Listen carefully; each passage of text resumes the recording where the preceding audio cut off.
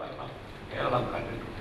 അതുകൊണ്ട് സത്യത്തിൽ ഈ ഗവൺമെന്റ് എന്തെങ്കിലും മുഖ്യമന്ത്രിക്ക് ധാർമ്മികത ഉണ്ടെങ്കിൽ, അന്തസ്സുണ്ടെങ്കിൽ, രാഷ്ട്രീയമായ മുഖ്യമന്ത്രിക്ക് ഒരു സത്യസന്ധത ഉണ്ടെങ്കിൽ എത്രയും വേഗം ഈ മുഖ്യമന്ത്രി തന്നെ രാജിവെച്ച് പോകണം. അദ്ദേഹം ഭൂമാഫിയയുടെ മാനസപുത്രനാണ്.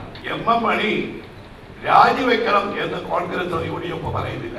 കാരണം അദ്ദേഹത്തെ മന്ത്രിസഭയിൽ നിന്ന് അടിച്ച് പുറത്താക്കുന്നതും അസഭ്യം പറയുന്നതും ഒക്കെ നാടൻ ശൈലിയും നാടൻ ഭാഷയും ആണ് എന്ന് പറയുന്നത് നാടൻ ശൈലിയോടും നാടൻ ഭാഷയോടും കാട്ടുന്ന അവഹേളനമാണ്.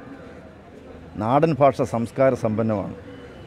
കേരളത്തിൻ്റെ നാടൻ ഭാഷ, നാടൻ ശൈലി എന്ന് പറയുന്നതിന് വലിയൊരു സംസ്കാരത്തിൻ്റെയും പാരമ്പര്യത്തിൻ്റെയും പൈതൃകത്തിൻ്റെയും ഒരു വലിയ ചരിത്രമുണ്ട്. അതിനെയൊക്കെ വിസ്മരിച്ച് നാടൻ ശൈലിയെ എന്തിനാണ് അവഹേളിക്കുന്നത്?